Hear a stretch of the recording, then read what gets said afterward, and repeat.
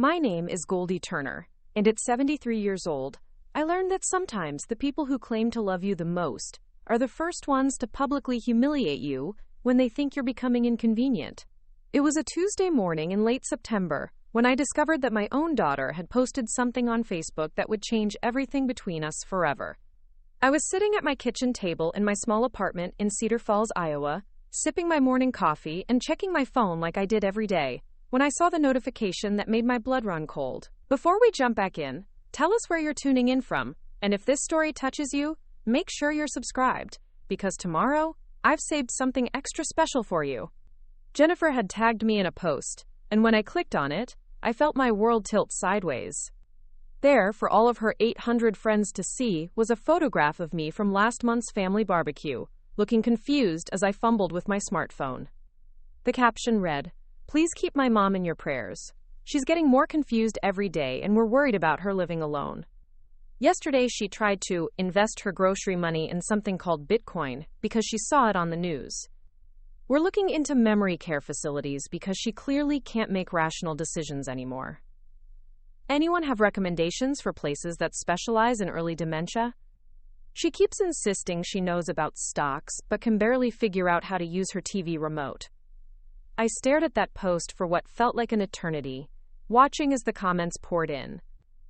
Friends of Jennifer's that I had known for years were offering their sympathies, sharing their own stories about aging parents, and some even recommending nursing homes in the area.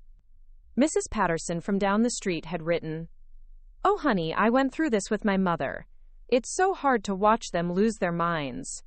You're doing the right thing by taking control before she hurts herself financially." My hands were shaking as I scrolled through comment after comment, each one treating me like I was already gone, like I was some confused old woman who couldn't tie her own shoes. The worst part wasn't even the strangers commenting. It was seeing my own son Michael had liked the post, and my youngest daughter Sarah had commented with 3 crying emojis and, "We love you, Grandma Goldie, we just want you to be safe." It had been a few weeks since I'd done a comprehensive review, and I wanted exact numbers. As the figures appeared on my screen, I felt a satisfaction that pushed back against the humiliation Jennifer had tried to heap on me. The Charles Schwab account showed $847,293. The Fidelity portfolio had grown to $1,203,847. The Vanguard index funds were sitting at $789,234. The individual stocks I'd been accumulating for over a decade, carefully researched and strategically purchased, were worth $2,127,893. And tucked away in a separate account that I used for more aggressive day trading, there was another $445,829 that I'd built up over the past 3 years by studying options strategies and momentum trading. In total, I was looking at just over $4 million in investable assets. Not counting the $127,000 I kept in savings for emergencies, or the $34,000 in my checking account that I used for monthly expenses. Jennifer thought I was trying to invest my grocery money in Bitcoin because I was confused and desperate. The truth was, I had been methodically building wealth for 15 years, while she was busy posting pictures of her lunch on social media. But here's what made it even more infuriating. 6 months ago, Jennifer had come to me asking for help with her mortgage. She and her husband Derek were behind on payments, and they needed $8,000 to catch up before facing foreclosure. I had written them a check from my checking account without hesitation, telling them it was a gift, not a loan, because I wanted to help my daughter keep her home. She had cried and hugged me, telling me I was the best mother in the world and she didn't know what she would do without me. Now she was broadcasting to the internet that I couldn't be trusted with money and needed to be placed in a facility for my own protection. I spent the rest of that morning doing something I hadn't done in years. I called in sick to my volunteer work at the library, canceled my afternoon book club meeting, and instead devoted my entire day to research. Not stock research this time, but research into what happens when adult children try to have their parents declared incompetent. I read legal articles, studied case law, and learned about conservatorships and guardianships. What I discovered made my stomach turn. In Iowa, if Jennifer could convince a judge that I was no longer capable of managing my own affairs, she could petition for legal guardianship. That would give her control over my finances, my living situation, and essentially every major decision in my life. The process required medical evaluations and court hearings, but I read case after case where well-meaning adult children had successfully argued that their aging parents needed protection from their own poor judgment. The Facebook post wasn't just cruel gossip, it was the opening move in what could become a legal battle for my independence. That evening, I did something I rarely did anymore. I poured myself a glass of the good wine I kept for special occasions, sat down at my kitchen table, and made a list of everyone who had commented on or shared Jennifer's post. There were 43 people total, including several who had recommended specific nursing homes or shared horror stories about elderly relatives losing their life savings to scams. I wrote down every name, and next to each one I noted their relationship to Jennifer and whether I knew them personally. Then I made a second list. This one contained the names of everyone I would need to contact if Jennifer actually tried to pursue legal guardianship. My doctor, Dr. Martinez, who had been telling me for years that I was in excellent health for my age and had never shown any signs of cognitive decline. My accountant, Harold Weinstein, who had been helping me with tax planning and had watched my portfolio grow year after year. Stephen Michaels, the financial advisor who had started working with me 3 years ago when my investments became too complex to manage entirely on my own. And finally, Patricia Chen, the estate planning attorney I had consulted last year when I was updating my will. Patricia had spent 2 hours with me, reviewing my assets and discussing my wishes for distributing my estate. She had been impressed by my financial acumen and had even complimented me on the diversity of my investment strategy. If anyone could testify to my mental competence, it would be her. As I sat there with my lists and my wine, I realized something that surprised me. I wasn't scared. I was angry, yes, and hurt by my daughter's betrayal, but I wasn't afraid of what might come next. For 15 years, I had been quietly proving to myself that I was smarter and more capable than anyone gave me credit for. I had turned Frank's modest life insurance payout into a fortune that most people my age couldn't even dream of. I had taught myself about market analysis, corporate earnings, dividend yields, and risk management. I had made investment decisions that had consistently outperformed the market average. If Jennifer wanted to fight about my competence, she was going to get more than she bargained for. The next morning, I woke up early and did something I hadn't done since Frank died. I got dressed in my best outfit, a navy blue suit I'd bought for his funeral but had never worn since, and I drove to the bank where I'd been a customer for over 30 years. I asked to speak with the branch manager, a pleasant woman named Carol Rodriguez, who had helped me set up accounts and certificates of deposit over the years. When Carol called me into her office, I handed her a printed copy of Jennifer's Facebook post along with screenshots of all the comments.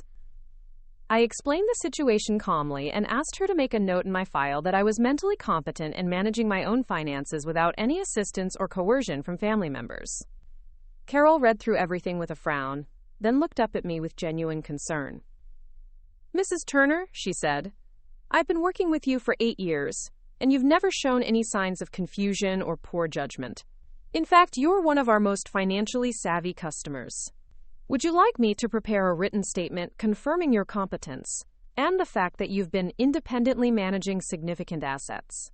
I told her yes, and within an hour I had an official letter from the bank on their letterhead, signed by Carol, and dated that morning. It stated that I had been a customer in good standing, that I regularly conducted complex financial transactions without assistance, and that I had never displayed any behavior suggesting cognitive impairment or susceptibility to financial exploitation. That afternoon, I visited Dr. Martinez for what I told his receptionist was a routine checkup, though I had actually been in just 2 months earlier for my regular physical. When he asked why I needed to be seen so soon, I showed him Jennifer's Facebook post and explained what was happening. Dr. Martinez had been my physician for 12 years. And he knew me well enough to understand immediately what I was worried about. He conducted a thorough examination, including cognitive tests that measured my memory, reasoning ability, and decision-making skills. Preparing and narrating this story took us a lot of time. So if you are enjoying it, subscribe to our channel, It means a lot to us. Now, back to the story. When we finished, he sat down across from me and shook his head in disbelief. "Goldie," he said, "your cognitive function is excellent. Better than most people half your age. You scored in the 95th percentile on every test I gave you. If your daughter is genuinely concerned about your mental state, I'd be happy to speak with her and provide reassurance, but there's absolutely no medical basis for her concerns." I asked him to document everything in my medical file and to prepare a letter that I could use if necessary. He agreed immediately and dictated a detailed report while I waited, stating that I showed no signs of dementia, Alzheimer's, or any other condition that would impair my ability to make independent decisions about my health, finances, or living situation. By the end of that week, I had assembled what felt like a small army of documentation.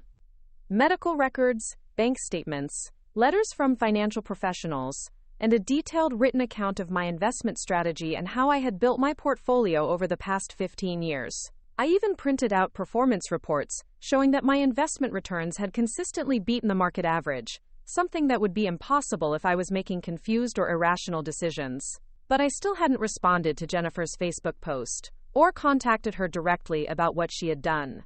I was waiting to see if she would take the next step, if she would actually try to pursue legal guardianship, or if the post had just been a moment of frustration that she would eventually regret. I didn't have to wait long. The following Tuesday, exactly 1 week after the Facebook post, Jennifer showed up at my apartment unannounced. I was in my home office, reviewing quarterly earnings reports for some of the companies in my portfolio, when I heard the key turning in my front door. I had given her a spare key years ago for emergencies, but she had never used it to just walk into my home without calling first. I heard her voice in the living room, talking to someone on her phone. "Yeah, I'm here now," she was saying. "The place looks okay, but you should see all the papers she has scattered around. Financial stuff everywhere. It's exactly what we were worried about." I stood up from my desk and walked out to confront her, but what I saw made me stop in my tracks. Jennifer wasn't alone. She had brought Derek, her husband, and a woman I didn't recognize who was carrying a clipboard and wearing a professional-looking blazer. The stranger was taking notes and looking around my living room like she was conducting some kind of inspection. "Jennifer," I said, my voice sharper than I intended. "What is this? Why are you in my home?" She turned around and looked at me with what I can only describe as practiced patience, the kind of expression you might use with a difficult child. "Mom, this is Linda Walsh from Silver Horizon Senior Care. We made an appointment to have her assess your living situation and see what kind of support services you might need." Linda stepped forward and extended her hand with a smile that didn't reach her eyes. "Mrs. Turner, it's so nice to meet you. Your daughter is very concerned about your well-being, and I'm here to help determine what resources might be available to help you live more safely and comfortably." I looked at the clipboard she was holding and saw that it was already filled with notes. She had been evaluating my home and my living situation before I even knew she was there. "I didn't request an assessment," I said. "I didn't agree to this meeting, and I'd like all of you to leave." Jennifer's face took on that patient expression again. "Mom, you can't keep pretending everything is fine. We've all seen how confused you've been getting. Just last month, you called me at midnight asking what year it was. That was a complete lie. I had never called Jennifer at midnight about anything, and I certainly had never been confused about what year it was." But Linda was writing down everything Jennifer said, treating it like verified fact, rather than the manipulation it actually was. "That never happened," I said firmly. "Jennifer, you're lying, and I don't know why." Derek spoke up for the first time. "Mrs. Turner, we're not trying to upset you. We just want to make sure you're getting the help you need. Living alone at your age can be dangerous, especially when you're having memory issues." I felt my temper flare. "I don't have memory issues. I've never had memory issues.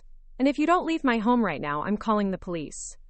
Linda made another note on her clipboard. I could see from her expression that she was interpreting my anger as confusion or agitation, rather than the completely rational response of someone whose home had been invaded by uninvited strangers. Jennifer pulled out her phone and showed Linda something on the screen. "This is what I was telling you about," she said. "Mom has been obsessing over these financial websites and convinced herself she's some kind of investment expert. She's been talking about day trading and options strategies like she has any idea what those things mean. Yesterday, she told me she made $30,000 in one day, which is obviously impossible. Linda nodded sympathetically. Financial delusions are very common in early-stage dementia. Patients often become fixated on elaborate fantasies about wealth or success, especially if they're feeling a loss of control in other areas of their lives. I stared at them both, realizing that everything I said would be twisted to fit their narrative. If I tried to explain my actual financial situation, they would dismiss it as delusional thinking. If I became angry about their lies, they would claim I was displaying irrational agitation. There was no way to defend myself that wouldn't be used as evidence against me. So instead, I walked to my home office and returned with a single piece of paper. It was my most recent account statement from Charles Schwab, showing the current balance and the year-to-date performance. I handed it to Linda without saying a word. She glanced at it, then looked up at me with confusion. "Mrs. Turner, I'm not sure what you want me to do with this." "Read the balance," I said quietly. Linda looked down at the paper again, and I saw her eyes widen as she processed what she was seeing. The account balance was clearly printed at the top of the page, $847,293.47. Below that were months of transaction records showing careful, strategic purchases and sales that had consistently generated profit. "This must be a mistake," Jennifer said, grabbing the paper from Linda's hands. "Mom, did you print this from some fake website? This isn't real money." I walked back to my office and returned with statements from my other accounts. Fidelity, Vanguard, TD Ameritrade, E-Trade. I spread them across my coffee table like I was dealing cards, each one showing balances that Jennifer had never imagined I possessed. Derek was looking at the papers with his mouth open. "Mrs. Turner, are these really your accounts?" "Call the customer service number," I said. "Ask them to verify the balances with me on the phone. Better yet, let's drive to the Schwab office downtown right now, and they can explain to you exactly how I've been managing these investments for the past 15 years. The room went silent. Linda was staring at the account statements like they were written in a foreign language. Jennifer's face had gone pale, and she was frantically scrolling through her phone, probably trying to figure out if there was some way these documents could be fake. "Mom," she said finally, her voice small and uncertain, "where did all this money come from?" I looked at my daughter, this woman who had publicly humiliated me, invaded my privacy, and tried to have me declared incompetent, and I felt something cold and final settle in my chest. "It came from your father's life insurance money and my pension," I said. "The money you thought I was too stupid to manage properly. The money you were so worried I would lose to scammers that you decided I needed to be locked away for my own protection." Jennifer was shaking her head. "But you never told us." "We had no idea." "You never asked," I said. "When you needed $8,000 for your mortgage, did you wonder where I was getting that money? When I offered to pay for Sarah's wedding dress? Or when I bought Michael's kids those expensive Christmas presents? Did you think I was spending my grocery money?" Linda had put away her clipboard and was edging toward the door. Whatever she had been hired to assess, it clearly wasn't a 73-year-old woman who had independently built a multi-million-dollar investment portfolio. Derek was still staring at the account statements. "Mrs. Turner, I don't understand. How did you learn to do this? How did you know which stocks to buy?" For the first time since they had arrived, I smiled. "The same way anyone learns anything, Derek. I studied. I read. I researched companies and analyzed their financial reports. I started small and learned from my mistakes. I took online courses and watched market analysis videos. I spent 15 years educating myself about investing because I was determined never to be a burden on my children or dependent on anyone else for my financial security." I gathered up all the account statements and held them against my chest. What I didn't do was gamble my grocery money on cryptocurrency scams or make confused, irrational decisions that put my well-being at risk. What I did was build something that should have made you proud of me instead of ashamed. Jennifer was crying now, but I felt no sympathy for her tears. She had made her choice when she decided to publicly humiliate me instead of having a private conversation about her concerns. She had made her choice when she brought strangers into my home to evaluate my competence without my consent. I think you should all leave now, I said. Linda, you can tell your agency that your services won't be needed. Jennifer, you can update your Facebook friends that your mother is perfectly capable of taking care of herself. After they left, I sat in my living room for a long time, looking at the account statement spread across my coffee table. The numbers hadn't changed, but something else had. For 15 years, I had been quietly building wealth and proving my competence to myself. Now I realized that proving it to myself wasn't enough anymore. It was time to show the world exactly how senile Goldie Turner really was. That night, I couldn't sleep. I kept replaying the look on Jennifer's face when she saw those account statements. The way Derek's mouth had fallen open, how quickly Linda had put away her clipboard and tried to disappear. But more than their shock, I kept thinking about what Jennifer had said. You never told us. We had no idea. She was right, of course. I had never told them. For 15 years, I had been living a double life, presenting myself as their modest, widowed mother who got by on Social Security and Frank's small pension, while secretly building an investment empire that would have impressed Wall Street professionals. I had my reasons for keeping quiet, but lying there in the dark, I started to question whether those reasons were still valid. When Frank died, the kids had been so worried about me. Jennifer was 38 then, Michael was 35, and Sarah was just 30. They had their own mortgages, their own children to raise, their own financial struggles. The last thing I wanted was for them to feel obligated to support me, or to worry that their inheritance was being frittered away by a grieving widow who didn't understand money. So when the life insurance check came for $180,000, I told them I was putting it in savings for emergencies. When Frank's pension started paying out $1,847 a month, I let them believe that was my entire income. When I started spending my days at the library using their computers to research companies and study market trends, I told them I was reading romance novels and doing crossword puzzles. The deception had seemed kind at the time, a way to protect them from worrying about me. But now I realized it had created something else entirely. It had given them permission to dismiss me, to see me as someone who needed their guidance and protection, rather than someone who might have wisdom to offer them. I got up and made myself a cup of tea, then sat at my kitchen table with a legal pad and started writing. Not a list this time, but a letter. I wrote about the morning Frank died, how I had felt so lost and scared that I could barely function. I wrote about the first investment book I had checked out from the library, how I had to read each page 3 times before I understood what compound interest meant. I wrote about my first stock purchase, 20 shares of Johnson & Johnson that I bought, because it seemed like a safe, stable company that would always be needed. I wrote about the mistakes I had made in those early years, the money I had lost learning hard lessons about market timing and emotional investing. I wrote about the night I stayed up until 3 a.m. reading about the 2008 financial crisis, trying to understand what had happened to the retirement accounts of people my age, and how I could protect myself from similar disasters. I wrote about the satisfaction I felt when I made my first significant profit, selling Amazon stock I had bought at $180 per share for $340 18 months later. I wrote about how I had reinvested those gains, diversifying across sectors, and gradually building a portfolio that could weather different market conditions.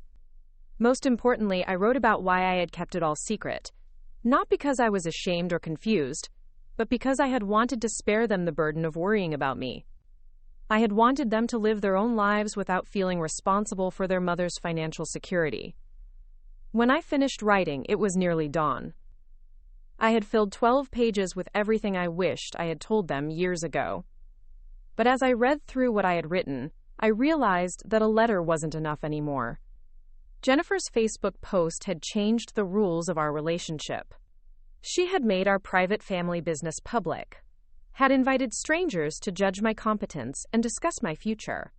If she wanted to play games in public, then the response needed to be equally public. I folded the letter and put it in my desk drawer, then opened my laptop and logged into Facebook for the first time in months. I rarely used social media, preferring to keep in touch with friends through phone calls and in-person visits, but I maintained an account mostly to see pictures of my grandchildren that Jennifer and the others posted.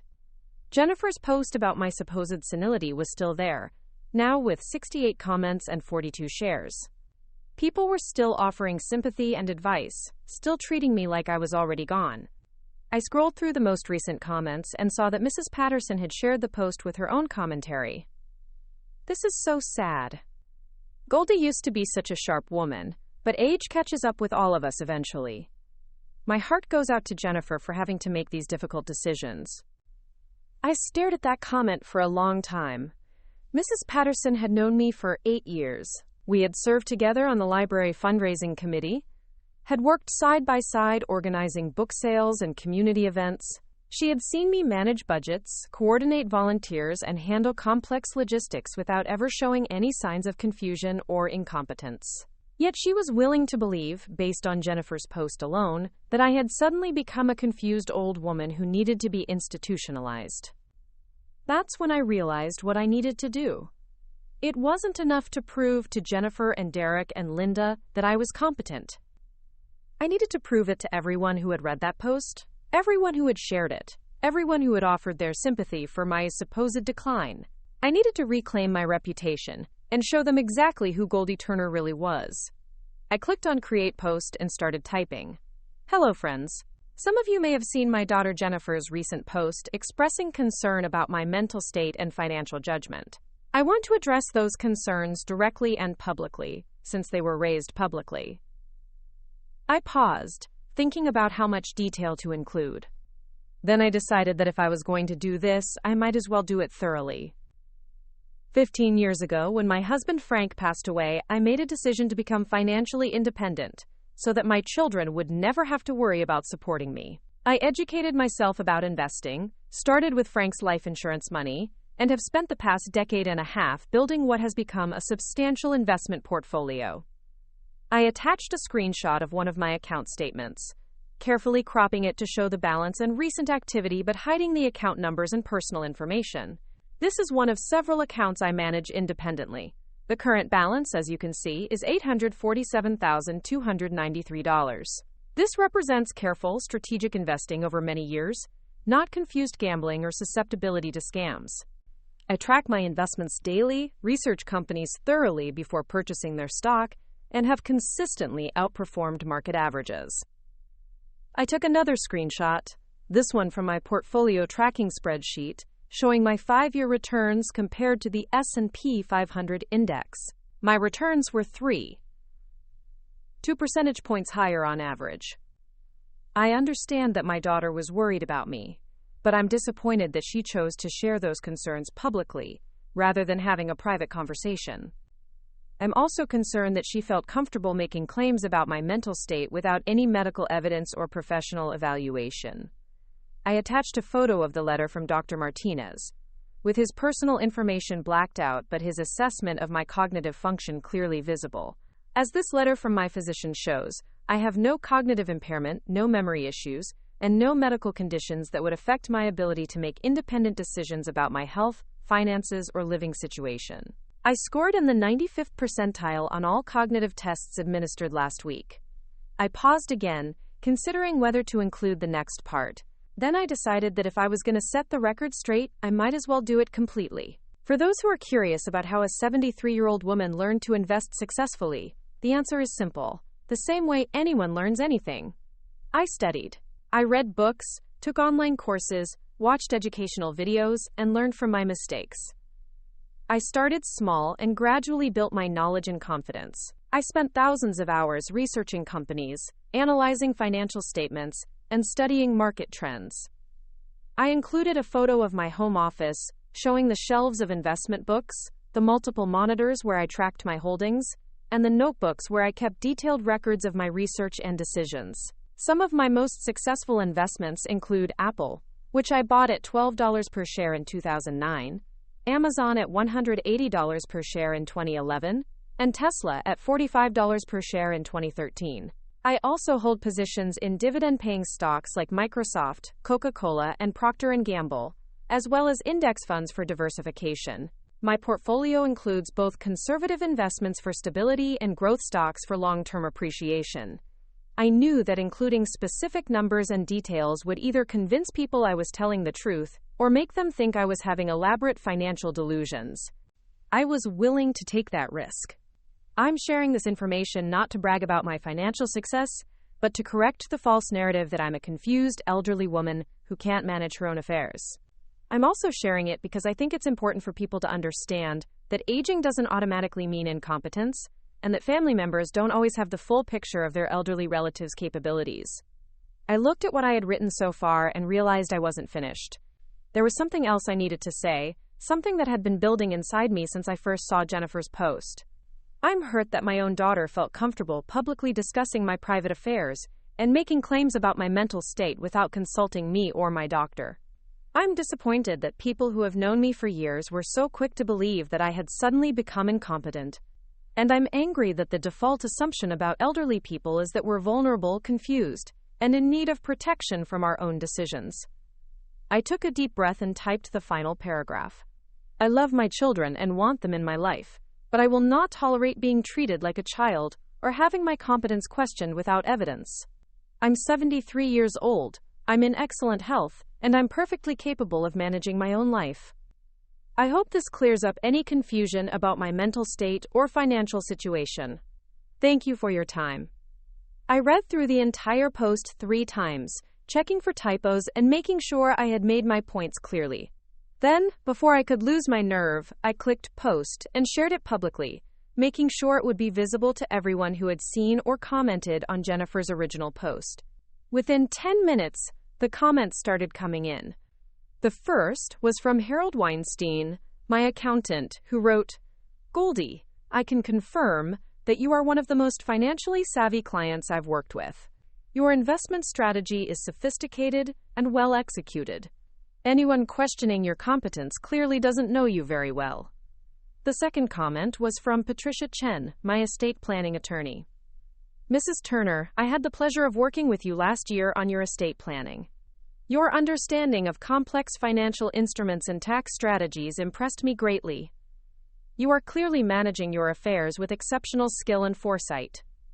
Dr. Martinez commented next. "As Goldie's physician, I can attest that she is in excellent physical and mental health. Her cognitive function is outstanding, and she has never displayed any symptoms of dementia or confusion. The medical evaluation referenced in her post was thorough and conclusive. But it was the fourth comment that really got people's attention. It was from Stephen Michaels, my financial advisor. Goldie Turner is one of the most successful individual investors I've had the privilege to work with. Her portfolio performance over the past 3 years has been remarkable, and her understanding of market dynamics is sophisticated enough that I often seek her input on investment strategies. The suggestion that she is financially incompetent is not only wrong but frankly insulting to someone who has achieved what most professional investors would envy." I watched as more comments poured in, most of them expressing shock at the revelation of my financial success and apologizing for their earlier assumptions. Mrs. Patterson wrote, "Goldie, I owe you a sincere apology. I had no idea about your financial expertise, and I should never have assumed you were in decline based on one person's post. You've clearly been taking excellent care of yourself, and I'm impressed by what you've accomplished." Other neighbors and acquaintances followed with similar apologies and expressions of amazement. People who had known me for years admitted they had underestimated me, that they had fallen into the trap of assuming that being elderly meant being incapable. But the comments I was really waiting for came about an hour after I posted. Michael was the first of my children to respond. "Mom, I had no idea. I'm sorry for not asking more questions about your finances. I'm proud of what you've achieved, and I apologize for going along with Jennifer's concerns without talking to you directly." Sarah commented next. "Grandma Goldie, this is incredible. I can't believe you've been doing all this and never told us. I feel terrible for not standing up for you more. You're amazing, and I want to learn everything you can teach me about investing." Jennifer's response took longer, and when it came, it was brief. "Mom, we need to talk. I'm sorry." I looked at that comment for a long time, trying to decide how I felt about it. Sorry was a start, but it didn't undo the humiliation she had put me through, or the damage she had tried to do to my reputation and independence. It didn't address the fact that she had been willing to believe the worst about me without evidence, or that she had invited strangers into my home to evaluate my competence without my consent. Over the next few days, my Facebook post was shared hundreds of times. I received friend requests from people I didn't know who wanted to learn about investing from a successful elderly woman. I got messages from other seniors who thanked me for proving that age doesn't equal incompetence. I even heard from a few financial advisors who asked if I would be interested in speaking at their seminars about retirement planning. But the most meaningful response came from an unexpected source. It was a private message from Linda Walsh, the woman from Silver Horizons Senior Care, who had come to my apartment with Jennifer. "Mrs. Turner," she wrote, "I owe you a profound apology for my behavior during our meeting. I made assumptions about your capabilities based on your age and your daughter's concerns, without doing proper due diligence or giving you the respect you deserved. Your investment expertise and financial success are remarkable, and I was wrong to treat you as anything other than a competent, independent adult. I've been in this field for 8 years, and your situation has made me realize that I need to fundamentally change how I approach assessments of elderly clients. Thank you for the wake-up call, even though I didn't deserve your patience or grace." I wrote back to Linda thanking her for the apology and suggesting that she might want to consider how many other elderly people she had underestimated based on assumptions rather than evidence. I also recommended some resources about ageism in healthcare and social services that might help her approach her work differently in the future. Jennifer finally called me 3 days after my Facebook post went viral. I let it ring 4 times before answering, wanting to make sure I was calm and ready for whatever she might say. "Mom," she said as soon as I picked up, "I've been reading all the comments on your post. I don't know what to say." "Hello, Jennifer," I replied, keeping my voice neutral. "How are you?" I'm embarrassed and confused, and I feel terrible about what I did." She was crying. I could hear it in her voice. "Mom, why didn't you ever tell us? About the money, about the investing, about any of it?" I had been preparing for this conversation for days, but actually having it was still difficult. "Because I didn't want you to worry," I said. "When your father died, you all had your own lives, your own problems. I wanted to take care of myself so you wouldn't have to. But we could have helped," she said. "Or at least we could have known. Do you have any idea how it felt to read all those comments from people praising you for things we never knew you could do? Derek's been investing our retirement money with some guy who charges us 3% in fees, and the whole time, you've been outperforming the market on your own." I could hear the frustration in her voice, but I wasn't sure if she was frustrated with me for keeping secrets or with herself for not knowing about them. "Jennifer," I said carefully, "can you help me understand something? When you wrote that Facebook post, what were you hoping to accomplish?" There was a long pause. "I don't know," she said finally. "I guess I was scared. You seemed different the last few times I talked to you. More secretive, spending a lot of time on your computer, talking about things I didn't understand. And when you mentioned Bitcoin that one time, I panicked. I thought you were falling for scams." "When did I mention Bitcoin?" I asked, because I was genuinely curious. I had never invested in cryptocurrency, considering it too volatile for my risk tolerance. "Last month, when I called you, you said you had been reading about it. You said it was interesting but probably not right for your portfolio." I remembered that conversation now. Jennifer had called while I was reading an article about cryptocurrency regulation, and I had mentioned it as an example of how quickly the investment landscape was changing. I had specifically said it wasn't right for my portfolio, but apparently she had only heard the first part. "So you heard me mention Bitcoin once, in the context of saying I wouldn't invest in it, and that made you think I was becoming senile?" "When you put it like that, it sounds ridiculous," she admitted. "But Mom, you have to understand, you've been so secretive. We never knew what you were doing with your time or your money. When Dad died, we thought you'd be struggling financially, but you never asked for help. You paid for things we couldn't afford, but you lived so modestly that we figured you were spending your savings." "I was living modestly because I didn't need much," I said. "I had everything I wanted. A comfortable home, enough money for groceries and utilities, and the intellectual challenge of managing my investments. What more did I need?" "You needed your family to understand who you really were," she said, and that comment hit me harder than I expected. "Mom, I've been reading about your investments since your post went viral. Do you know that Apple stock you bought at $12 is worth over $150 now? You've made more than $1 million on that one investment alone. I had to smile at that. Actually, Jennifer, it's worth $170 per share as of yesterday's close, and I've made $1,347,000 on that position. But who's counting? She laughed, but it sounded shaky. See, that's what I mean. You know things that we never imagined you knew. You've been living this whole other life that we weren't part of. I wasn't trying to exclude you, I said. I was trying to protect you. But maybe I was wrong about that. Mom, can I ask you something? Her voice was small now, like she was afraid of the answer. Are you going to forgive me for what I did? For the Facebook post? And bringing Linda to your apartment and everything? I looked out my kitchen window at the street where I had lived for 15 years, thinking about everything that had happened since that Tuesday morning when I first saw her post. The humiliation, the anger, the fear that she might actually try to have me declared incompetent, but also the satisfaction of proving her wrong, the pride in finally sharing my accomplishments, and the realization that keeping secrets had protected no one. Jennifer, I said finally, I'll forgive you, but things are going to be different between us from now on. You don't get to make decisions about my life without consulting me. You don't get to share my private business on social media. And you definitely don't get to bring strangers into my home to evaluate my competence without my permission. I understand, she said quickly. I know I crossed lines that I shouldn't have crossed. It won't happen again. Good, I said. Because the next time you're worried about my judgment or my health, you can talk to me directly. Ask me questions. Trust me to tell you the truth. I'm not a child, and I won't be treated like one. Can I ask you something else? She said. Would you teach me? About investing, I mean. Derek and I have been so worried about retirement, and we clearly don't know what we're doing. We've lost money in our 401k, and our financial advisor keeps pushing products that seem designed to make him rich instead of helping us. I felt something warm unfurl in my chest.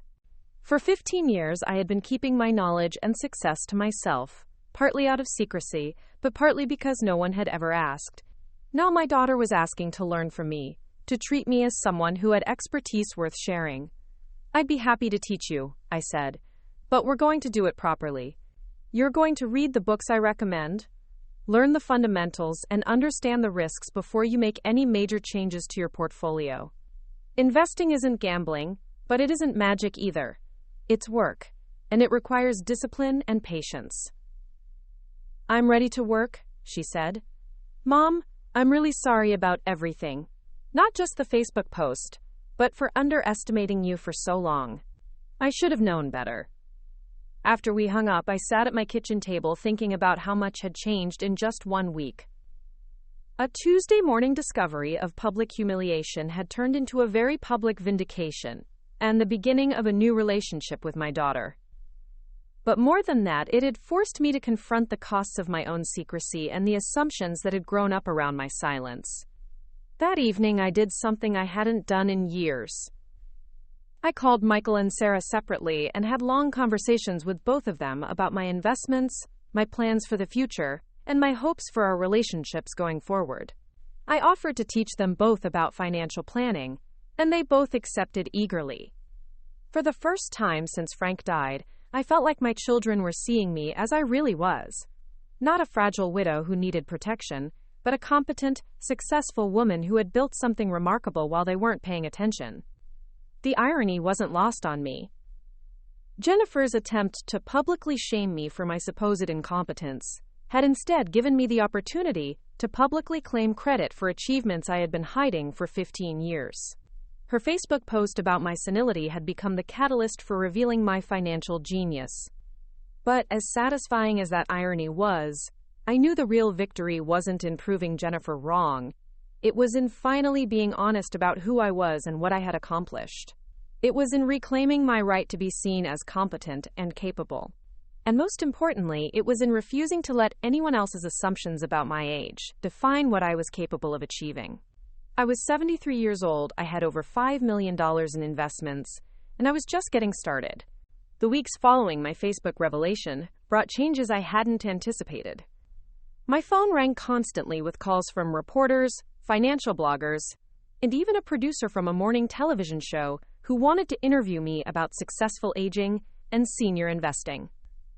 I declined most of these requests, preferring to keep my newfound fame limited to my immediate community, but the attention was both flattering and overwhelming. More significantly, word of my investment success had spread beyond social media into the local financial community. I received a call from Margaret Hensley, the president of the Cedar Falls Investment Club, asking if I would consider joining their group and perhaps giving a presentation about my strategy. The irony wasn't lost on me that this was the same investment club I had inquired about joining 5 years earlier, only to be told that their meetings were held during the day and might be too technical for someone without a financial background. I agreed to attend their next meeting, held on a Thursday evening at the community center downtown. When I walked into the room, I expected to see the usual mix of retirees and middle-aged professionals that typically populated such groups. Instead, I found myself facing nearly 60 people, many of whom I recognized from around town. Word had clearly gotten out that the senile woman who had become a local celebrity was going to share her investing secrets. Margaret introduced me with considerably more enthusiasm than she had shown during our phone conversation 5 years ago. She mentioned my remarkable portfolio performance and innovative approach to senior investing, as if she had been following my career for years, instead of learning about it from Facebook comments. I had prepared a presentation that covered the basics of my investment philosophy, but as I looked out at the faces in the audience, I realized that many of these people were dealing with the same assumptions and dismissals that I had faced. There were several women my age who looked skeptical, as if they doubted they could learn anything useful about investing at their stage of life. There were middle-aged children who had probably brought their elderly parents, expecting to hear simple advice about conservative bond funds and certificates of deposit. Instead of giving my prepared remarks, I decided to tell them the truth about what it really meant to be an older investor in a world that assumed you were either too scared or too confused to take risks. When I started investing 15 years ago, I began, everyone assumed I would put Frank's life insurance money into savings accounts and live off the interest. My banker suggested CDs. My accountant recommended treasury bonds. Even my own children expected me to choose the safest possible options because that's what widows my age were supposed to do. I saw nods of recognition throughout the room. This was clearly a familiar story. But here's what I discovered. As an older investor, I actually had several advantages that younger people don't have. First, I had time. Not the 30 or 40 years that a 20-something has, but I had 15 to 20 years of life expectancy, which is plenty of time for compound growth to work. Second, I had experience. I had lived through multiple market cycles, multiple recessions, multiple periods of inflation and deflation. I understood in my bones that markets go up and down, and that panic selling during downturns is usually a mistake. I clicked to my first slide, showing a chart of my portfolio performance compared to various benchmarks over the past 15 years. Most importantly, I had emotional discipline. When you're 73, you're not investing for a new car, or a vacation, or your children's college tuition. You're investing for your own security and dignity, and that gives you a different perspective on risk. I could afford to ride out market volatility because I wasn't going to panic and sell everything to pay for some immediate expense. A woman in the front row raised her hand. "Mrs. Turner, weren't you afraid of losing everything? I mean, at our age, if we make a big mistake, we don't have time to recover." It was a fair question, and one I had grappled with in my early investing days. I was terrified, I admitted. For the first 2 years, I checked my account balances obsessively, sometimes multiple times per day. I lost sleep over every market dip, but then I realized that fear was making me a worse investor, not a better one.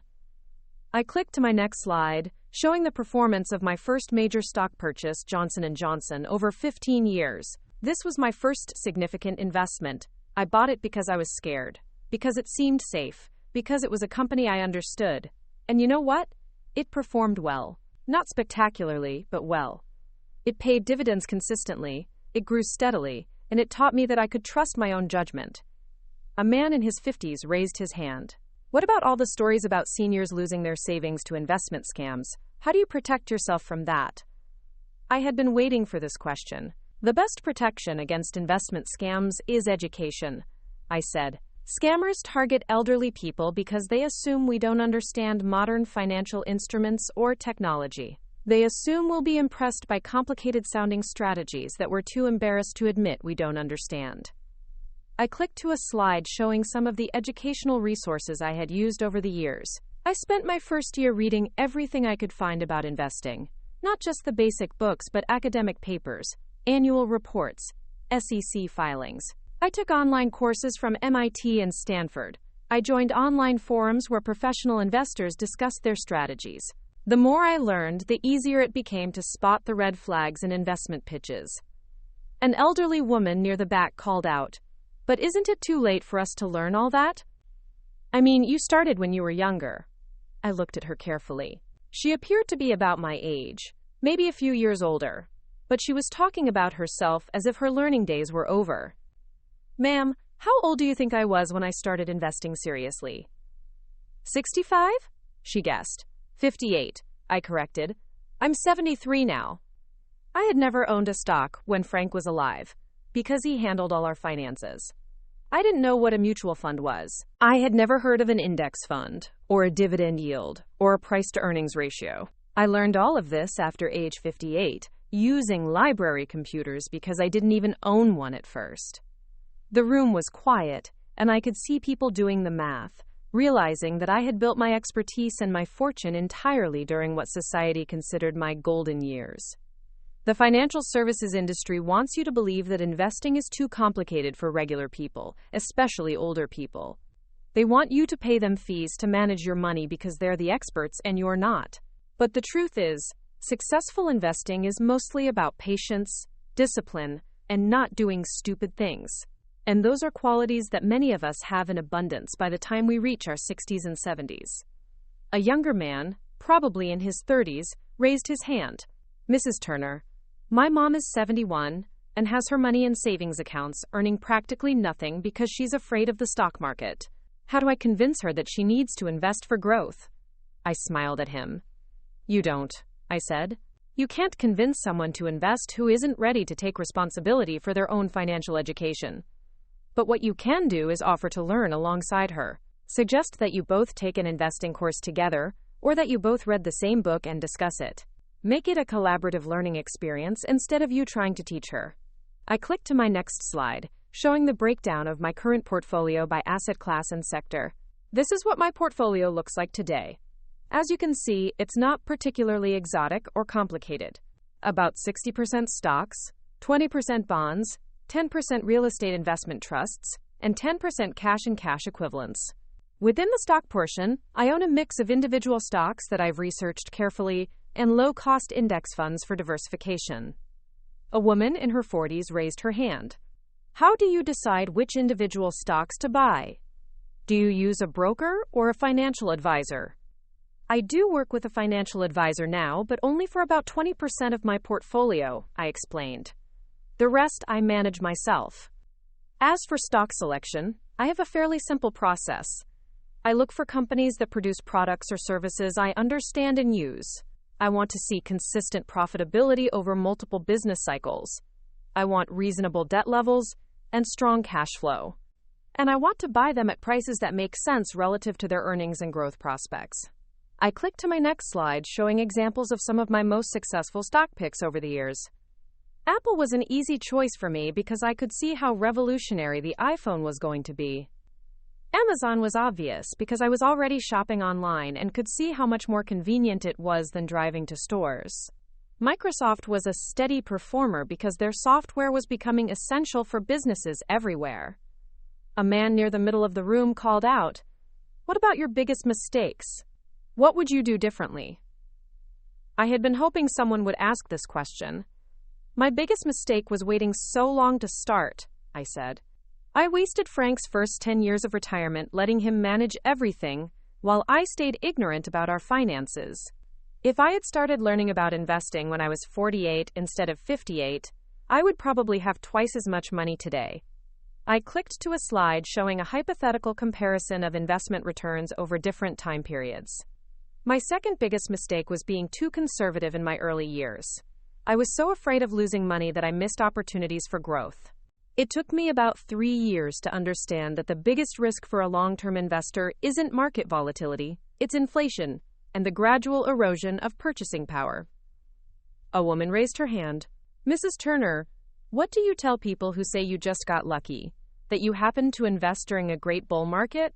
I had heard this criticism several times since my Facebook post went viral, and it always annoyed me.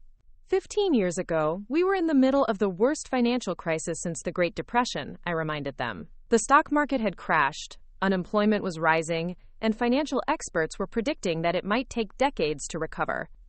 If I had listened to the pessimists, I would have kept Frank's life insurance money in savings accounts and missed one of the greatest wealth-building opportunities in history. I clicked to a slide showing market performance during various crisis periods. Every generation of investors faces periods of uncertainty and fear. The 1970s had inflation and oil crises. The 1980s had the savings and loan crisis. The 1990s had the dot-com bubble. The 2000s had 9/11 and the financial crisis. The 2010s had the European debt crisis and fears about China. There's always something to worry about, and there are always experts predicting doom. I looked around the room at faces that were now paying close attention. Successful investing isn't about predicting the future or getting lucky. It's about understanding that despite all the crises and setbacks, the global economy has continued to grow over time, and well-managed companies have continued to find ways to create value for their shareholders. If you wait for certainty, you'll never invest at all. An elderly man near the front raised his hand. What advice would you give to someone my age who's never invested before? Is it too late to start? I looked at him carefully. He appeared to be in his late 70s, maybe early 80s. How's your health? I asked. Pretty good, he said. My doctor says I could live another 10 or 15 years if I take care of myself. Then it's not too late, I said firmly. 10 years is enough time for compound growth to make a meaningful difference in your financial security. 15 years is enough time to potentially double your money, even with conservative investments. I clicked to my final slide, showing a simple asset allocation model for different age groups. The old rule of thumb was that your bond allocation should equal your age. So if you're 80, you should have 80% bonds and 20% stocks. But that rule was created when people died younger and inflation was lower. Today, I think a better approach is to subtract your age from 120. So if you're 80, you might consider 40% stocks and 60% bonds, adjusted based on your risk tolerance and time horizon. The presentation had run longer than I had planned, and I could see that people were eager to ask more specific questions about their own situations. Margaret announced that they would extend the meeting for another 30 minutes to allow for individual discussions. What happened next surprised me. Instead of a few people approaching with questions, nearly everyone in the room wanted to talk. I found myself surrounded by people sharing their financial fears, their retirement concerns, and their frustration with financial advisors who seemed more interested in selling products than providing education. Mrs. Chen, a woman about my age who lived across town, pulled me aside and whispered, "Goldie, I have almost $200,000 sitting in savings accounts because I'm too scared to invest it. My son keeps telling me I should buy annuities, but the fees seem so high. What would you do?" I spent 10 minutes walking her through the basics of asset allocation and suggesting some low-cost index funds that might be appropriate for her situation. By the time we finished talking, she had pulled out her phone and was taking notes. A younger woman approached and introduced herself as Lisa, a teacher who was worried about having enough money for retirement. "Mrs. Turner, I'm 45 and I feel like I'm so far behind. I have maybe 30,000 in my 403b, and it seems impossible to catch up." I spent another 10 minutes explaining the power of compound growth over 20 years and suggesting that she might want to consider increasing her contributions gradually as she received raises. I also mentioned some resources for teachers that offered additional retirement savings options. By the time the meeting ended, I had given my contact information to more than a dozen people who wanted to continue learning about investing. Margaret asked if I would consider leading a monthly workshop for beginners, and several people volunteered to help organize it. As I drove home that night, I reflected on how different this experience had been from my attempt to join the investment club 5 years earlier. Then, I had been dismissed as someone who probably wouldn't understand the technical discussions. Tonight, I had been treated as an expert whose knowledge was valuable and worth sharing. The difference wasn't just in how other people saw me, though that was certainly part of it. The difference was in how I saw myself. 5 years ago, I had approached the investment club as someone seeking to learn from others. Tonight, I had approached them as someone who had learned enough to teach. But the most meaningful part of the evening hadn't been the presentation or the questions about investment strategy. It had been the conversations with people who felt overwhelmed and intimidated by financial planning, who had been told they were too old or too inexperienced to take control of their own investments. I thought about Mrs. Chen, sitting on $200,000 that was losing purchasing power to inflation because she was afraid to invest it. I thought about Lisa, the teacher who felt hopeless about retirement because she had started saving too late at age 30. I thought about the elderly man who wondered if he was too old to start investing in his late 70s. All of these people had been told, explicitly or implicitly, that investing was too risky, too complicated, or too late for them. They had internalized messages about their own limitations that were keeping them from building the financial security they needed. Over the next few weeks, I found myself thinking more and more about the systemic barriers that prevent people, especially older people and women, from building wealth through investing. It wasn't just individual fear or lack of knowledge, though those were certainly factors. It was a culture that assumed certain people weren't capable of understanding finance, that pushed them towards safe options, that guaranteed they would never build significant wealth. I started researching the statistics and discovered that the numbers were even worse than I had imagined. Women over 65 were significantly more likely than men to live in poverty. Many had spent their careers earning less than men, taking time off for caregiving, and deferring financial planning to their husbands. When their husbands died, they often found themselves financially vulnerable and unsure how to manage their money. Meanwhile, the financial services industry was making billions of dollars in fees by managing money for people who could probably manage it themselves with a little education and support.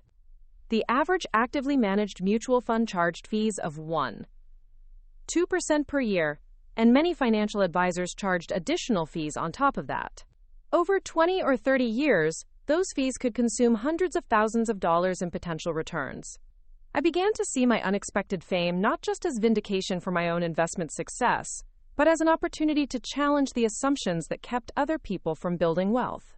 If a 73-year-old widow from Cedar Falls could build a multi-million-dollar portfolio starting from scratch, then maybe other people could do it too. That's when I decided to start writing a book. I had never considered myself a writer, but I had been keeping detailed records of my investment decisions and research for 15 years. I had notebooks full of observations about market behavior, company analysis, and lessons learned from both successful and unsuccessful trades. I had developed my own system for evaluating potential investments that had served me well. More importantly, I had a story that challenged conventional wisdom about aging, gender, and financial capability. I had proof that it was never too late to learn, never too late to take control of your financial future, and never too late to build significant wealth. I started writing in my home office every morning, after checking my portfolio and reading the financial news. I wrote about my early mistakes and the lessons they taught me. I wrote about the psychological challenges of investing during market downturns and the discipline required to stick with a long-term strategy. I wrote about the practical mechanics of building a diversified portfolio and the importance of keeping costs low.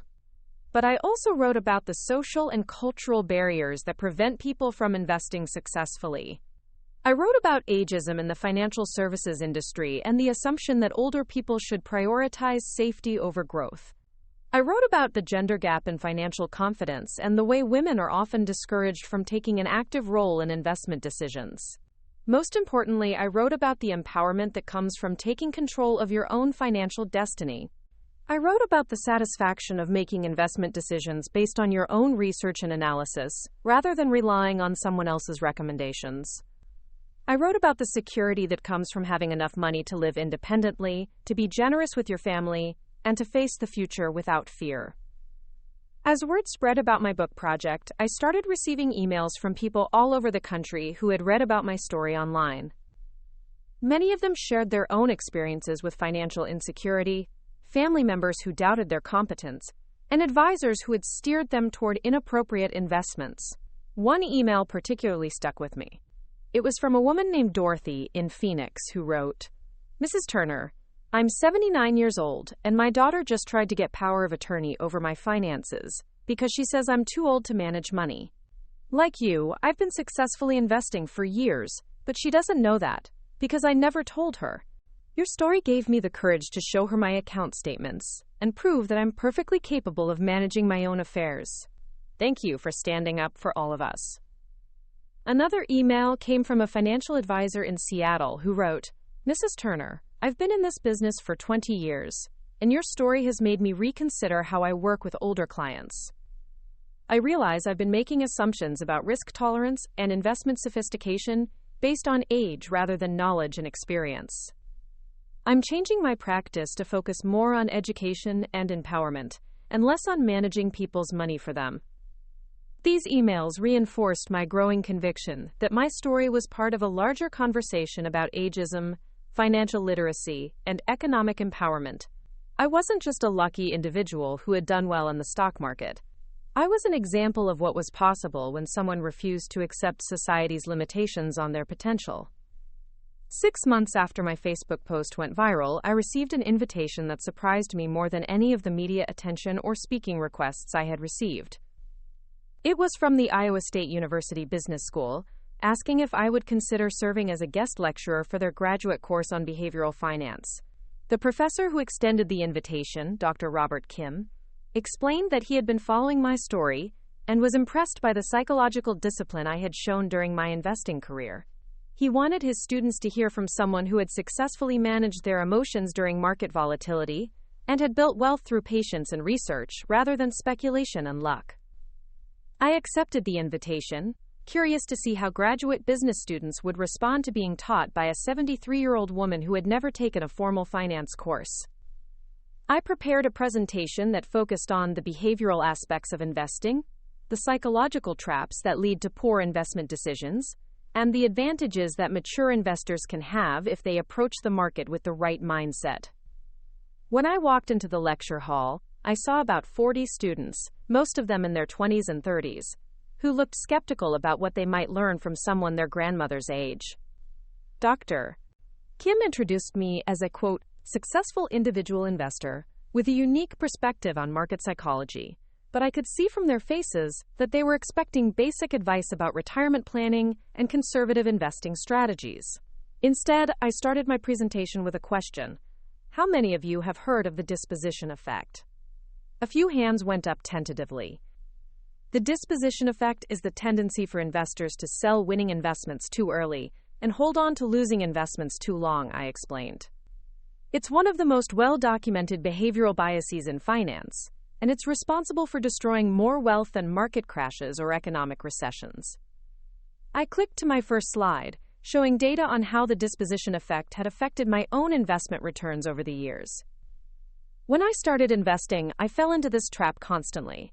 I would sell stocks as soon as they showed a small profit, because I was afraid of giving back my gains. Meanwhile, I held on to losing investments, because I couldn't bear to admit I had made a mistake. This behavior cost me hundreds of thousands of dollars in potential returns during my first 5 years as an investor. I could see that I now had their attention.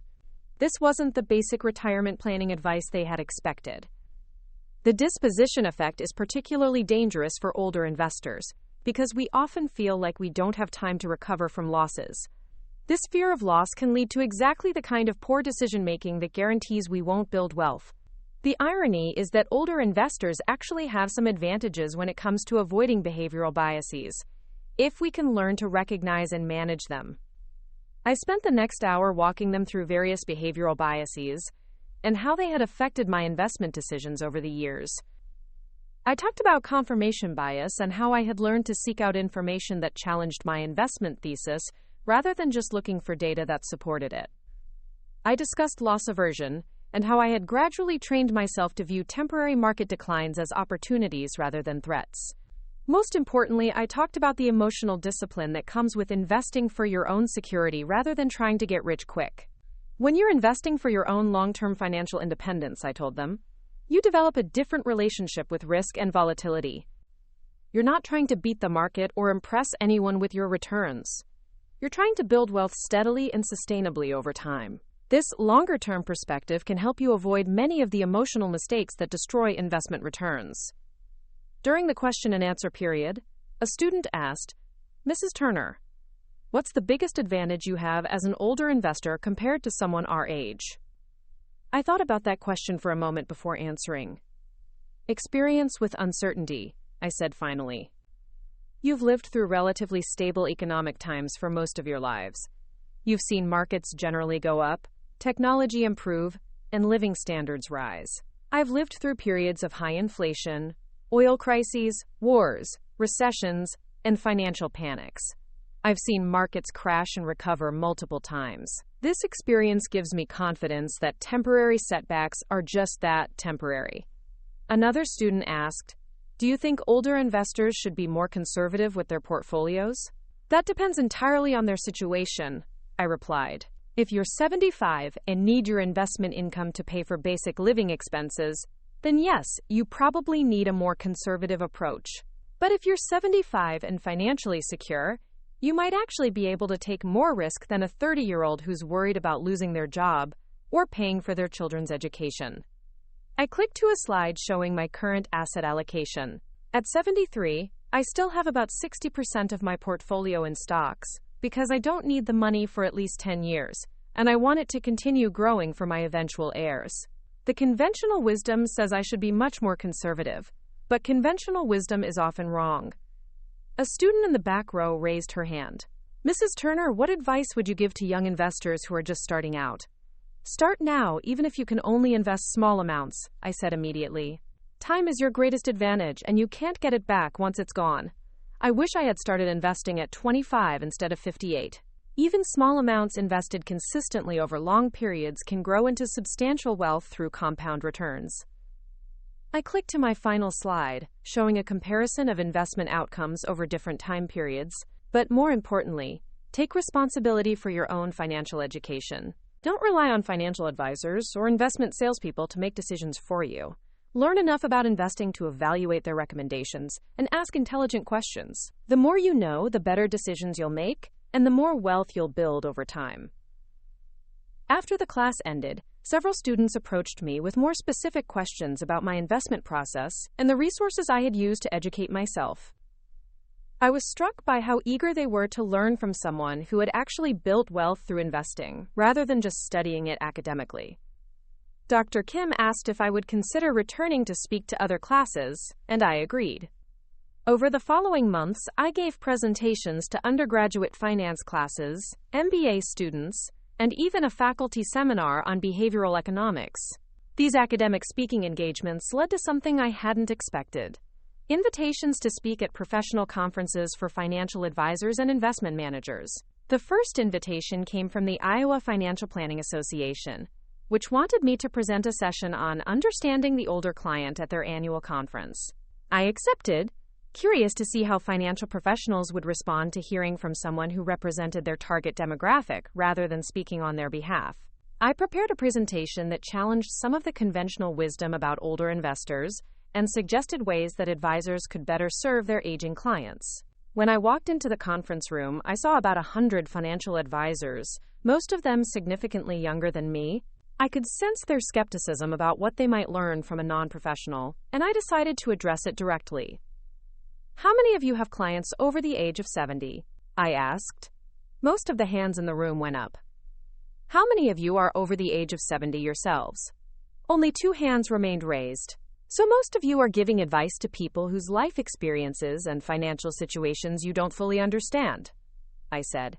"You're making recommendations for clients who have lived through different economic cycles, who have different risk tolerances, and who have different definitions of financial success than you do." I could see that this direct challenge had gotten their attention. "I'm here today not to criticize your profession, but to help you understand your older clients better. Because the truth is, many of us are more sophisticated and more capable than you assume we are." I spent the next hour sharing insights about how older investors actually think about risk, return, and financial planning. I challenged the assumption that age automatically equals conservatism. And I presented data showing that many older investors were willing and able to take more risk than their advisors recommended. I also talked about the importance of financial education and empowerment for older clients. Instead of simply managing their money for them, I suggested that advisors could add more value by teaching their clients to understand their investments and participate in decision-making. The response was overwhelmingly positive. During the question and answer period, many advisors admitted that they had been making assumptions about their older clients' capabilities and preferences. Several said they planned to change their approach to focus more on education and less on asset management. One advisor approached me after my presentation and said, "Mrs. Turner, you've made me realize that I've been patronizing my older clients without meaning to. I thought I was protecting them by keeping things simple, but I was actually preventing them from fully understanding and controlling their own finances." These speaking engagements led to media attention, which led to more speaking opportunities, which eventually led to a book deal with a major publisher. My manuscript, which I had initially thought of as a personal project, was now being edited and prepared for national publication. The book, titled Never Too Late, A 73-Year-Old's Guide to Building Wealth and Claiming Your Financial Power, was scheduled for publication 8 months after my Facebook post had gone viral. The publisher's marketing department was excited about the potential for reaching both older readers who wanted to learn about investing and younger readers who needed to understand their aging parents' financial capabilities. But the most meaningful development wasn't the book deal, or the speaking fees, or the media attention. It was the change in my relationship with my own family, and the impact that change was having on other families who had heard my story. Jennifer had become one of my most dedicated students. She and Derek had fired their expensive financial advisor and started managing their own investments with my guidance. They had increased their retirement contributions, eliminated high-fee mutual funds from their 401k accounts, and started building a taxable investment account for additional financial security. More importantly, Jennifer had become an advocate for financial education among her friends and colleagues. She frequently shared articles about investing with her social media followers and had organized an informal investment club among the teachers at her school. Sarah had taken a different approach, using her inheritance from my eventual estate planning to start a scholarship fund for women over 50 who wanted to return to school for financial education. She had also begun volunteering with a local organization that provided financial counseling to seniors. Michael had surprised me the most. He had always been the least interested in money among my children, preferring to focus on his career as a social worker. But after learning about my investment success, he had become passionate about financial literacy as a social justice issue. He was working on developing financial education programs for low-income seniors and had applied for grants to fund workshops in underserved communities. The transformation in my family relationships had inspired me to think more broadly about the social implications of financial empowerment for older adults. My personal story of proving my competence to my children had become part of a larger conversation about ageism, independence, and the right of older people to control their own lives and resources. As I prepared for the publication of my book and continued to receive invitations to speak around the country, I realized that my accidental journey from Facebook humiliation to financial celebrity had given me a platform to advocate for issues I cared deeply about. I wasn't just Goldie Turner, the 73-year-old woman who had surprised everyone with her investment prowess.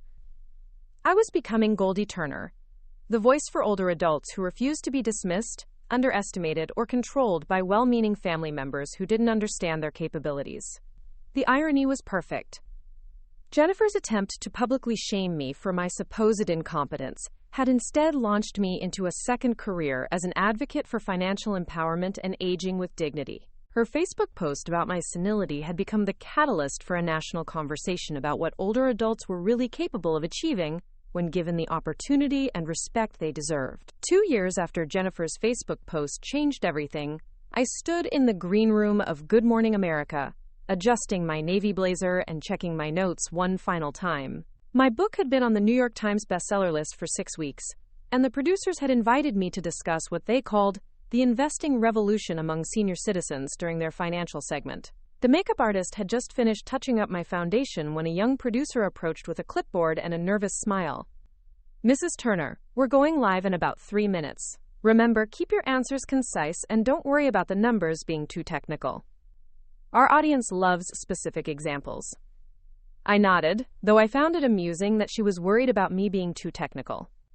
2 years ago, my own daughter had thought I was too confused to manage my grocery money.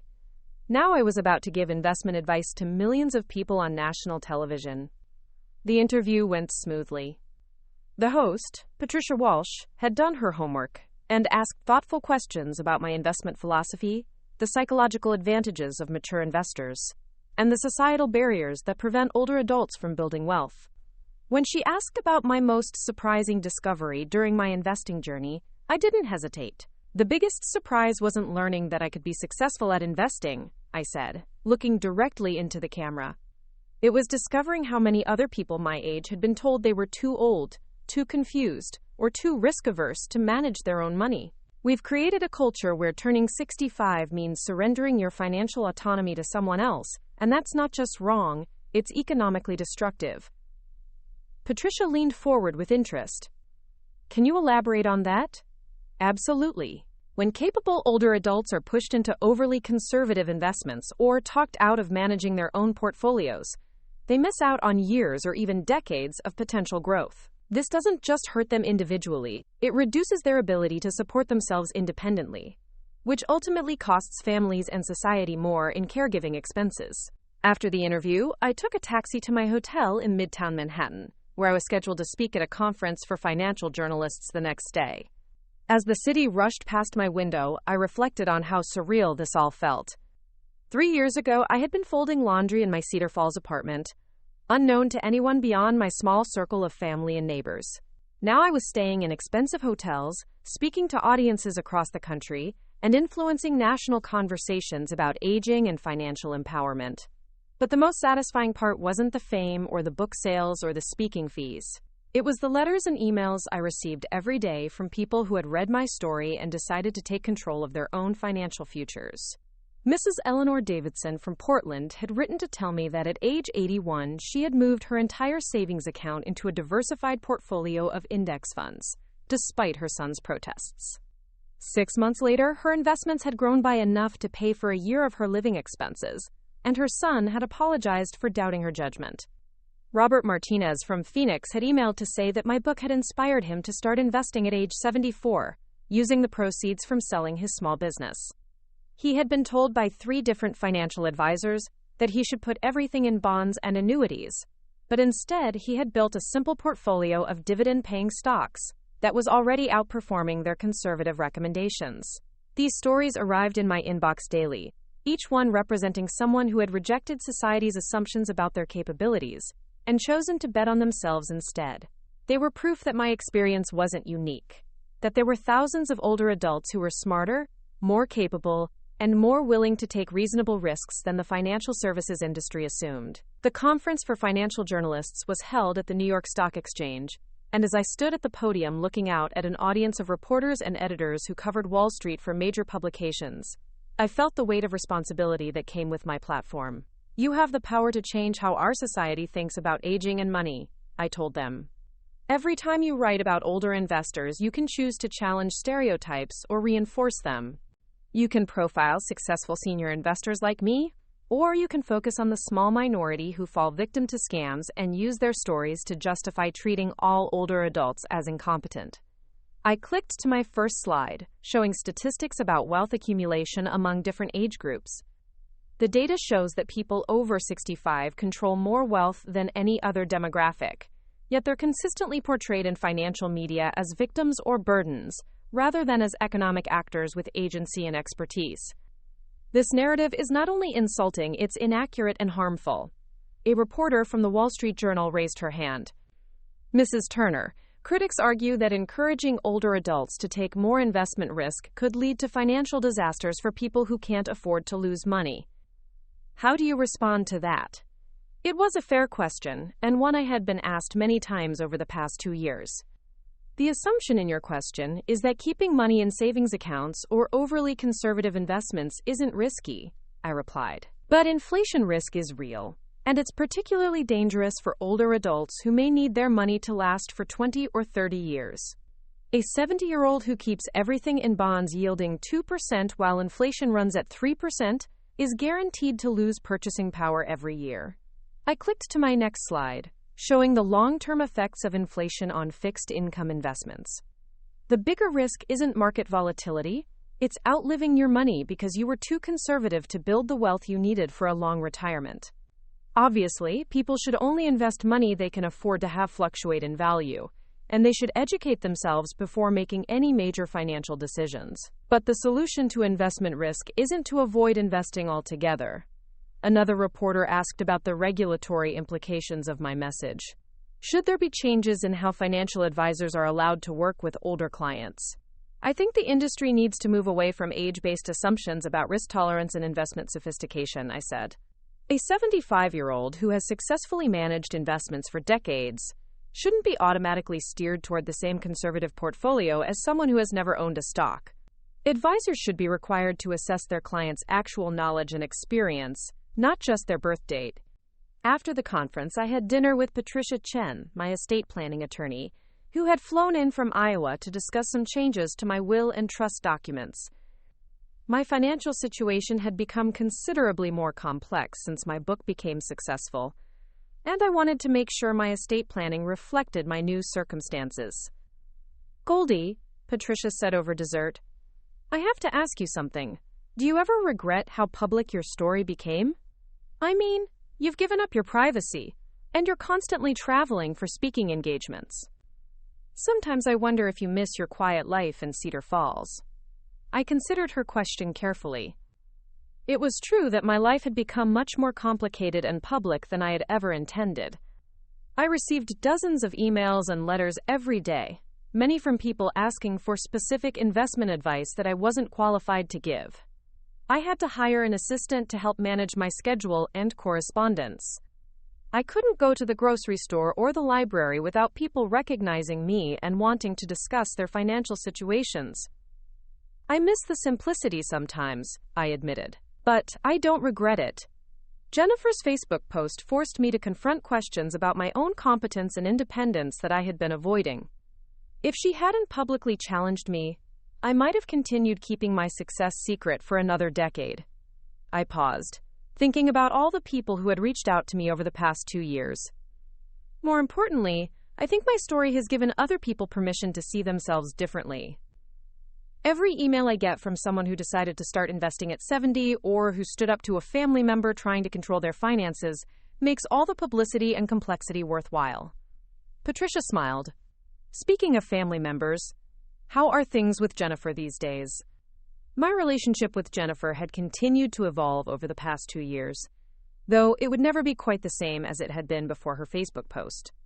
She had apologized repeatedly, both privately and publicly, for her assumptions about my mental state and her decision to share her concerns on social media. She had also become one of my most dedicated students and advocates. "She's doing well," I said. "She and Derek have built their investment portfolio to almost $400,000, and she started teaching financial literacy classes for women at her church. She says she wants to make sure other daughters don't make the same mistakes she did." "And the other kids?" Michael has become quite the activist. He's secured funding for financial education programs in senior centers across Iowa, and he's working on expanding the programs statewide. Sarah used some of her early inheritance to endow a scholarship for women over 50 who want to pursue financial education. Patricia nodded approvingly. "It sounds like your whole family learned something from this experience." "They learned that their assumptions about aging and competence were wrong," I said. "But more importantly, they learned that financial literacy is a social justice issue. When people are excluded from investment opportunities because of their age, gender, or background, it perpetuates wealth inequality and limits economic mobility." The next morning, I flew back to Cedar Falls, where I had a packed schedule of local engagements. Despite all my national speaking and media appearances, I had made it a priority to remain active in my home community. I still volunteered at the library twice a week, though now I helped with their financial literacy program instead of just shelving books.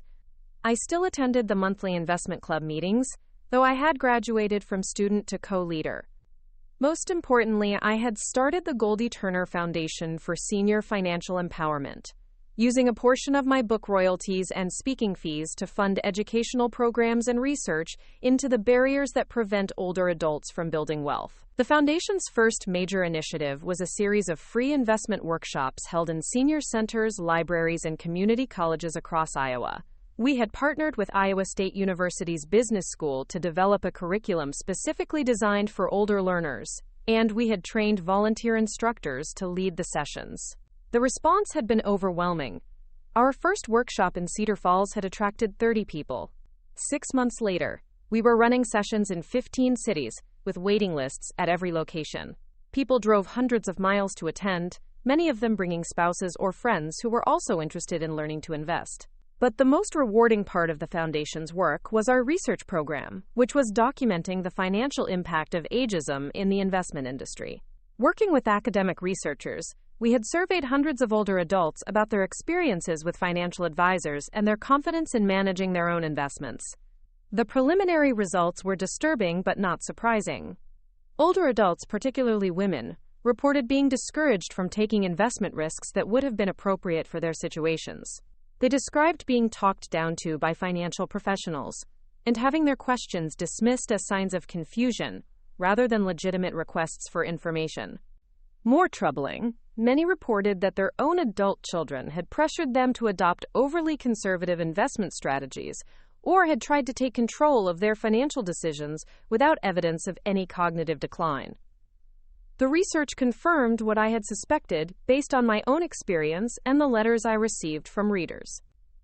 Ageism in financial services wasn't just a personal annoyance. It was a systematic problem that was costing older adults billions of dollars in foregone investment returns. Our foundation was working with several law schools to document cases where adult children had successfully petitioned for guardianship over financially competent parents, and we were supporting legal challenges to some of the more egregious examples.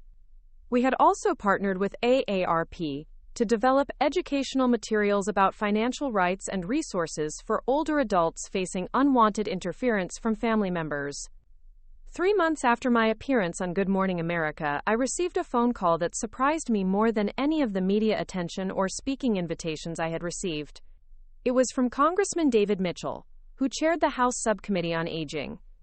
"Mrs. Turner," he said, "I've been following your work on senior financial empowerment, and I'd like to invite you to testify at a hearing we're planning on age discrimination in financial services. We think your perspective as both a successful investor and an advocate would be valuable to our investigation."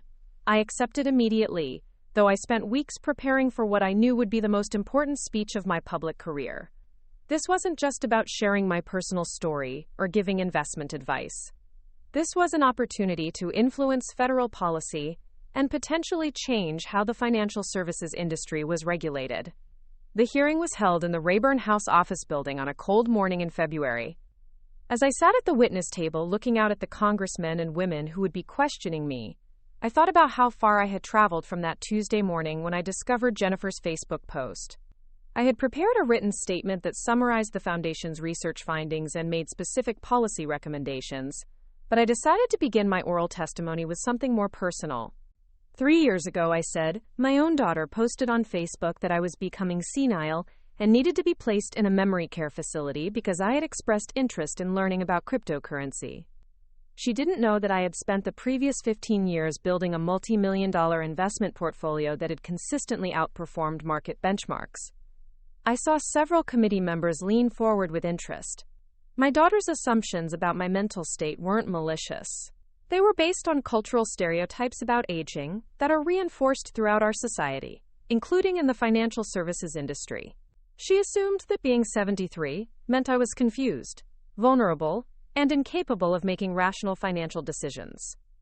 I clicked to my first slide, showing demographic data about wealth accumulation and investment behavior among older adults. The data shows that people over 65 control more than half of all investable assets in the United States. Yet they are consistently treated as if they lack the sophistication to manage their own money. This paternalistic approach doesn't just insult older adults, it costs them money. Over the next 30 minutes, I presented our research findings about age discrimination in financial services, the economic impact of pushing older adults toward overly conservative investments, and the legal barriers that prevented competent seniors from maintaining control over their financial decisions.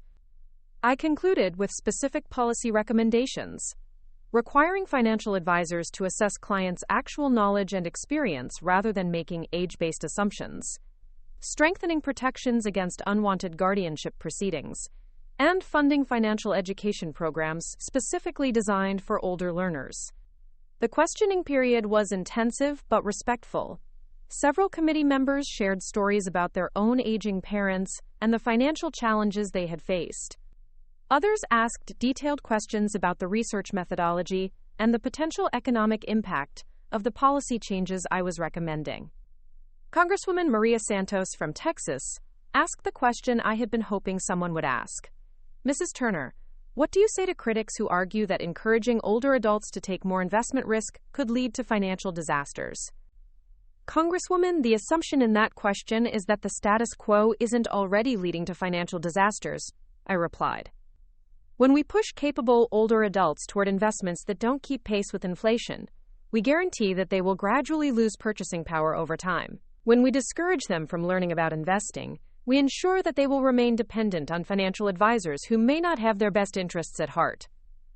I clicked to a slide showing the long-term impact of different investment approaches on retirement security. The biggest risk facing older adults isn't market volatility, it's outliving their money because they were too conservative to build the wealth they needed for a 20 or 30-year retirement. We need policies that support financial education and empowerment, not paternalistic protection that ultimately makes people more vulnerable. After the hearing, several committee members approached me privately to discuss potential legislation and to ask for more detailed research data. Congresswoman Santos invited me to work with her staff on drafting a bill that would strengthen protections against age discrimination in financial services. But the most meaningful conversation happened in the hallway afterward, when an elderly man approached me and introduced himself as George Washington, a retired teacher from Maryland. Mrs. Turner, he said, I came here today because my son has been trying to get power of attorney over my finances. He says I'm too old to manage money, but I've been successfully investing for 20 years. Your testimony gave me the courage to fight back. As I flew home to Iowa that evening, I reflected on how my accidental journey from Facebook humiliation to congressional testimony had revealed something important about the intersection of aging, money, and power in American society. My story wasn't really about investing success, though that had been the catalyst for everything that followed. It was about the right of older adults to be seen as competent, capable individuals, rather than problems to be managed by younger family members or financial professionals. It was about challenging the assumption that aging automatically means decline, that turning 65 or 70 or 80 means surrendering your autonomy to people who supposedly know better. Most importantly, it was about the economic and social cost of wasting the knowledge, experience, and capabilities of millions of older adults who are dismissed and underestimated because of their age. 6 months after my congressional testimony, Congresswoman Santos introduced the Senior Financial Empowerment Act, which included many of the policy recommendations from my foundation's research. The bill faced significant opposition from parts of the financial services industry, but it had strong support from aging advocacy groups and surprisingly broad bipartisan backing. While the legislative process moved slowly, I continued my speaking and writing, working on a second book about the broader social implications of ageism and economic empowerment. I also continued to receive letters and emails from people whose lives had been changed by my story. One letter particularly moved me. It was from Janet Morrison, a 78-year-old woman from Vermont, whose adult children had tried to have her declared incompetent after she decided to invest her late husband's life insurance money in growth stocks. Dear Mrs. Turner, she wrote, I read your book and realized I wasn't alone. My children thought I was having a mental breakdown when I started researching companies and buying individual stocks. They even took me to a geriatrician to have my cognitive function tested. When the test results came back normal, they accused the doctor of not doing a thorough evaluation. She went on to describe how she had used my book and my foundation's resources to educate herself about her legal rights and to build a portfolio that had grown by 40% in 18 months. I'm not writing to brag about my investment returns, she concluded. I'm writing to thank you for showing me that I had the right to control my own money and my own future. My children have finally accepted that I'm perfectly capable of managing my affairs, and our relationship is stronger now that they see me as an independent adult rather than a burden to be managed. These letters reminded me daily that my personal vindication had become something much larger and more important. Every older adult who stood up to family members trying to control their finances, every 70-year-old who started investing despite being told they were too old, every grandmother who refused to be dismissed as confused or incompetent, was part of a quiet revolution in how we think about aging and autonomy. As I approached my 76th birthday, 5 years after Jennifer's Facebook post had changed everything, I found myself in a position I never could have imagined. My investment portfolio had grown to over $8 million, my books had sold more than 500,000 copies, and my foundation was operating programs in 12 states. More importantly, I had helped to start a national conversation about the capabilities and rights of older adults that was beginning to change policies and attitudes throughout the financial services industry. But the most satisfying part of this journey wasn't the money I had made or the recognition I had received. It was the knowledge that I had refused to accept other people's limitations on my potential, and in doing so, I had given other people permission to refuse those limitations as well. Jennifer still apologized occasionally for her Facebook post, but I had long since stopped feeling angry about it. In a strange way, I was grateful for the crisis it had created, because it had forced me to confront questions about my own competence and independence that I might have avoided for years. It had also revealed something important about the power of public vindication.